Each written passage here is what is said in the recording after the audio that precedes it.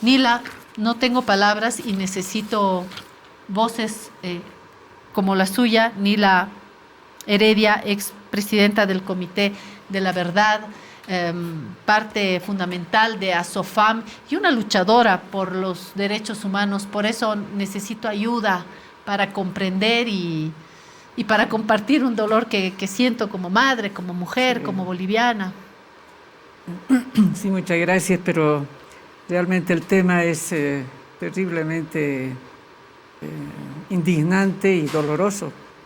Y la verdad es que siempre me pregunté, se sabe de muchísimos abusos, de muchos antes, no de los jesuitas, sino en general uno sabía. Yo he nacido en Uyuni, mis padres de la zona por acá, y siempre se hablaba de que los sobrinos de los curas en realidad eran sus hijos. Entonces no era era, Sabido. era sabido, ¿no es verdad? Yo imagino que eso ha ido cambiando, por supuesto, pero por eso mismo yo tenía interrogantes. ¿Qué pasa en Bolivia, no? Y duele mucho, pues, ¿no? Que pudiera haber semejantes atrocidades, y como que uno llama la atención, porque yo supuse que los jesuitas eran los más críticos, y creo que han sido muy críticos dentro de la iglesia, en su actividad, no solamente ellos, oblatos, etcétera, pero como que los jesuitas se caracterizaban, a mi imaginario, yo no soy religiosa, no, para nada, pero sí he tenido, como todos, mucha relación con todos los grupos en este ámbito de la lucha por los derechos humanos, particularmente a partir de los fines de los 60 y adelante, que constituyen una línea muy importante de lo que significa la Iglesia del Tercer Mundo. Y ahí los jesuitas, seguramente no todos, pero una proporción importante, ¿no? Entonces, la imagen que yo tengo de los curas es a partir de algunos, como es Espinal, como ha sido Iriarte, Gregorio Iriarte, o en su tiempo Prats, etcétera, de un grupo que tuvieron que dejar la iglesia cuando había una lucha muy fuerte entre la jerarquía y la Iglesia del Tercer Mundo, y que el golpe de Banzer termina no solamente dividiendo esto, pero al mismo tiempo la agresividad que hubo durante la dictadura contra la Iglesia tercermundista fue muy grande. Entonces, como que yo me imagino, tengo esa imagen de ese tiempo, entonces no puedo aceptar, me indigna semejante atrocidad, porque además como que embarra y enluta a compañeros, yo diría compañeros como es, que se llama Javier Albó, Luis Espinal. no, Luis Espinal, pero muchísimos, ¿no? O los curas que tuvieron que salir con García Meza, que estuvieron presos. Así es. Que estuvieron presos. Entonces, y sobre todo recordando a Luis Espinal, ¿no? Sí. En esta línea. Sí, Nila, y quiero también decirlo, tenemos registrado en nuestra edición de hoy que la Compañía de Jesús ha reconocido abusos de cura pederasta y están también hablando de una investigación, ¿no? La Compañía de Jesús en Bolivia, a través de un comunicado, reconoció que se investigó en agosto del 2022 un caso de pederastia en contra del jesuita español Pedrajas, señalando la verosimilitud del hecho. Bueno, también se han tomado algunas decisiones, como el alegar a implicados en estos religiosos implicados. Es lo mínimo, es lo mínimo. El procurador solicitará antecedentes de Pedrajas. Esto en detalle en La Razón. Quiero esta vez hablar del otro lado de esta misma moneda, Nila, y por eso también la hemos invitado para hablar de esto. Y acá yo creo que tengo que no sé si pedir disculpas o explicar en verdad lo que ha sucedido con esta fotografía. ¿Por qué hago alusión a un periódico pasado? ¿Por qué cito un periódico pasado? Porque este domingo hemos publicado, y la verdad de las cosas es que cambiamos la foto, porque era una foto de Piraí Vaca, pero ya habíamos publicado la foto de Piraí Vaca, y optamos por esta fotografía que la elegí para ilustrar un tema, es decir, estaba en la nota, yo dije, pongamos este tema, las leyendas del Cachascán. Los recordados luchadores se dedican ahora a actividades particulares. Esa fue la única intención, graficar a estas figuras, y miren, acá tengo otras. Las estrellas del Cachascán que extrañan a su público paceño. Los luchadores técnicos y rudos recuerdan las tardes gloriosas porque fue un gran entretenimiento y lo sigue siendo, y por eso ahí está, gracias. Y por eso tomamos estas fotografías. Mi compañero de trabajo Pedro Luna habló de esto, de los testimonios de estos luchadores, y esa fue la única intención. Pero en el detalle está el diablo, ¿no? Resulta que la fotografía tiene a Ángel Azul y a Mr. Atlas, la verdad de la milanesa. Es que yo no reconocía a Mr. Atlas, y claro, amigos de La Razón dijeron, ¿qué le pasa a La Razón? ¿Qué pasa con La Razón? Y recibimos, yo creo que se entiende, muchas críticas. ¿Qué le pasa a La Razón? Ahora pone en su portada a Mr. Atlas. ¿Qué pasa con Mr. Atlas? ¿Quién es Mr. Atlas y qué tiene que ver con Luis Espinal? Nila, necesito que lo recordemos hoy. Sí, Mr. Atlas era una parte del grupo de la Dirección de Orden Político,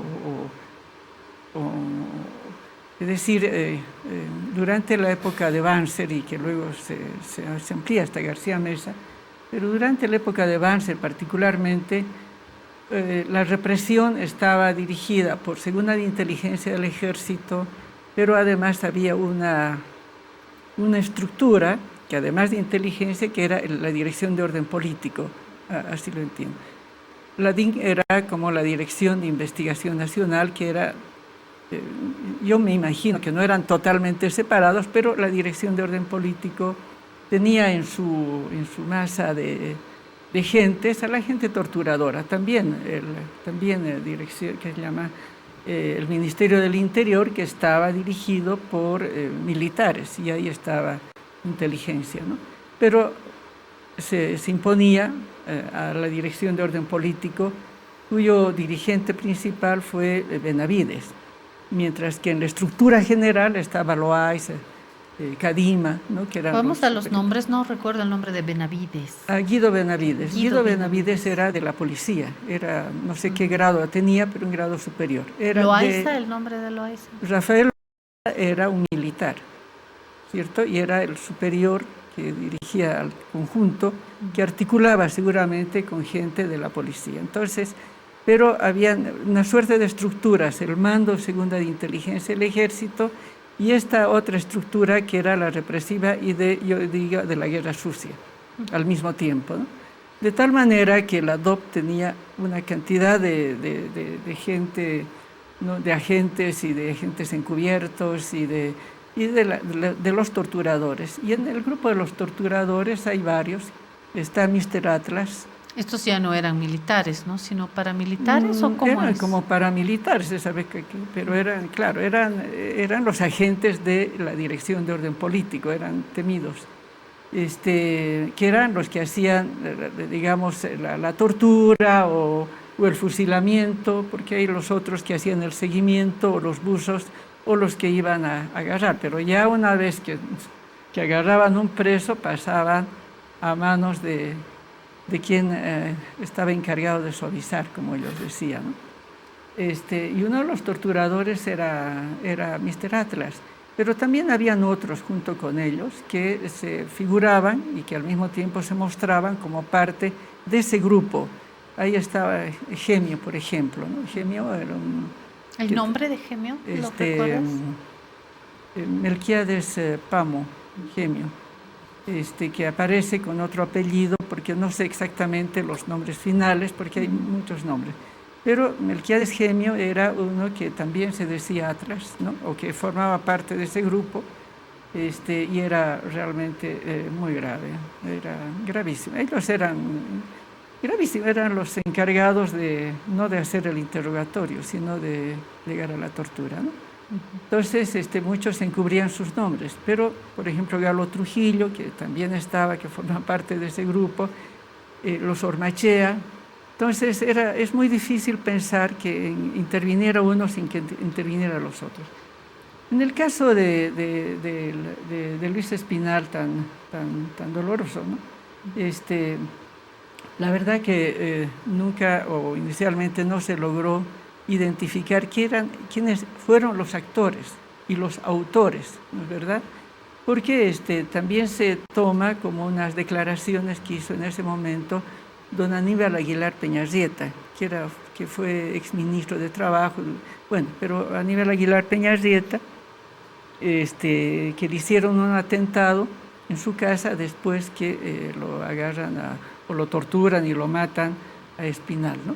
Entonces Aguilar Peñarrieta hace un informe y genera una serie de documentos por el cual habrían una cosa de 400 o 500 personas que estarían siendo perseguidas. Estoy hablando antes del golpe de García Meza. Y entre ellos también hay algunas declaraciones. Cuando se hizo la investigación, ese momento, que no era segura tampoco la información, porque hicieron alguna información.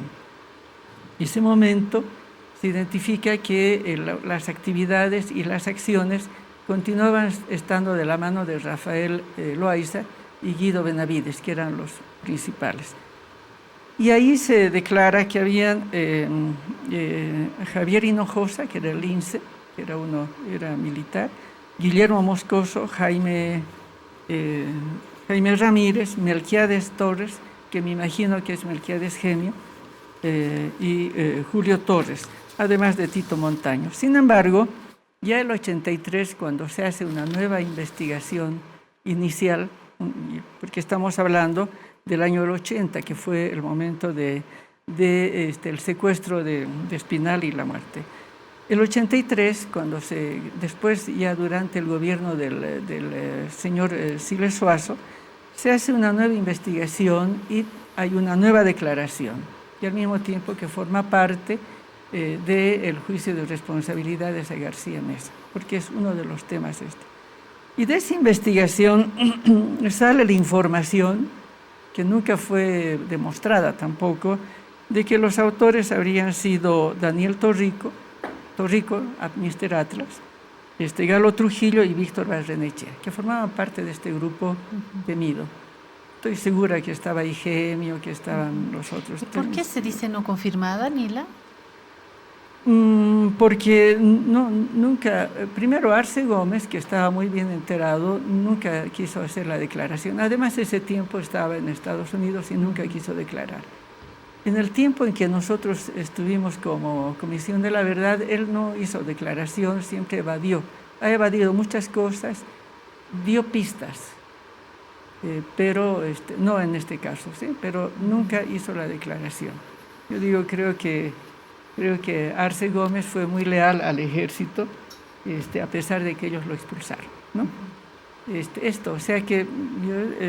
Nunca se logró comprobar exactamente la acción, a pesar de que estuvo en prisión. Exacto.